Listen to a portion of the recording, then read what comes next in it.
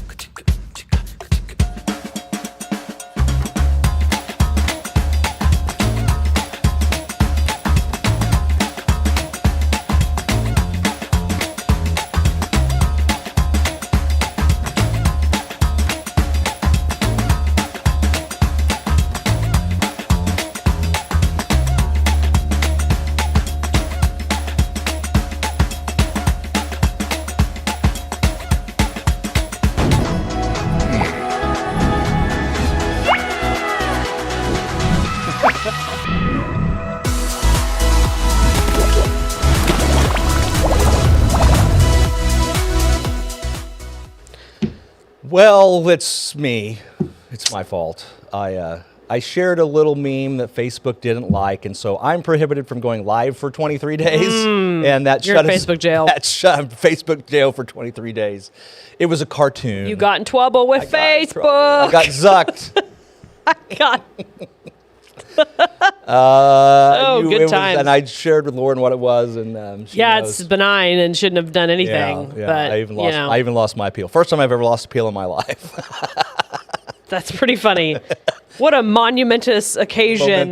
Momentous, yes. Yeah, momentous occasion. Momentous occasion. But yeah. So we're doing a mini waffle. We've got waffles. 8 minutes to talk about the things that are happening. And I want to say, so Go have a sandwich. the roundabout, it's open. 125 and 60 is open. And here's what I didn't realize is that they opened up all those crossovers again. I didn't think they were going to do that. I didn't think they were going to open all those. I didn't either, but they're open again. So here's I was pretty tickled, and I am not personally affected by the crossovers because I don't live there in that spot.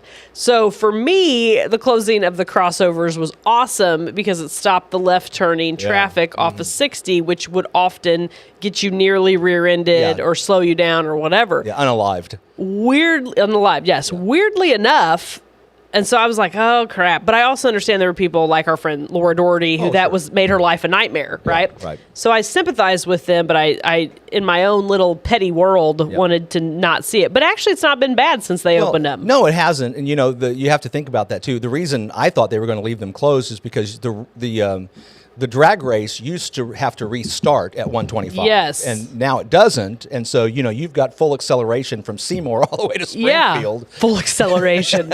and nothing's slowing anything down except these left and right turning vehicles, which, creates the hazard. It is a hazard. Well, and maybe this has created it has created different spacing in traffic. That would be good point. So because I've not noticed it doesn't recompress the traffic. So maybe I don't know. I'm hopeful it's better. Well, it definitely is 100% better. There's no doubt about that. But I'm hopeful that maybe the left and right turning won't cause the problems that it used to cause. And indeed, and I do like the fact that if you do have to go to Springfield, it's a few minutes. It's a noticeably different drive. It's a few minutes faster. To get there. I will say it's a noticeably different drive. And we do drive from this little office out here in Rogersville to our little office in Springfield a couple of times a day, usually back and forth. So it is it's good. And I do like the way that they've done the roundabout below 125 now, or below 60 now, because it doesn't have curbs in it. It's a low concrete thing that they've done, which I'd say was very mindful of high schoolers and concrete trucks driving through there all the time. Is that different than the one? It is different because at Mill Street, it has a grassy, it's got like a buffer area, and then it's got a curb and grass. And this is just a very low, I think it's good. I think it makes sense. So if and you run over the curb, it's not. Yeah, and not for some reason, like your visibility seems better. It's really not. But it's just you're seeing a very smooth setup. I like the way that it looks. It's good. So we've got the 3 dog bones now are at Mill Street, Marshall, and 125. Rogersville, the raccoon and dog bone capital of the world. And the fastest growing population, apparently, in the whole state. They are springing up like dandelions right around us here. This is no joke. So I got the Facebook reminder that I have now lived here for 8 years, which is not longer than I lived in Springfield, not longer than I lived in Houston. But a momentous occasion. Nonetheless, yes. And it is pretty amazing when I start thinking about the Rogersville I moved to versus the Rogersville now. Yeah. It's a big difference. There was no dog bone then when you moved here, or was there? There was a dog bone. There was a dog bone. See, I can't even remember how long we've had that thing now. It's been a while. Wow. I want to say that, there was a dog bone. I'm pretty sure. So, I mean, there's a lot of changes happening for sure. I remember when there was not even a stoplight where the Rogersville dog bone, where the Mill Street dog bone is now, there was not even a stoplight there. I don't remember the pre-stoplight days. I remember that, yeah. Because I often went to Springfield when I was a kid, and I always remember a stoplight. Okay. So you just here we go. Here we go. I remember when 60, I remember all of the changes of 60 in my lifetime that have happened because, like I said, we travel it so much. But I don't know. It's very interesting to me because I feel like we have this weird setup now happening where there's a lot of these people saying there's going to be a recession. There's going to be a recession. There's all these markers. It's happening. Are we not already in a recession? Yeah. And then at the same time, we're experiencing this just explosive growth in this area. And so where are we going to be in 5 years? That's where I keep thinking. Well, we'll find out in November. Yeah. Though we weren't going to talk about that today. Yeah. And we won't.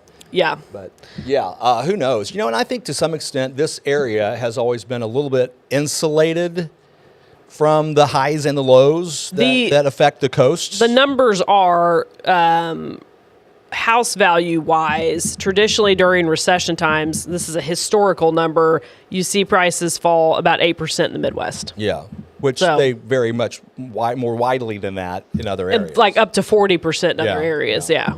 And the same for the spikes too, I'm assuming.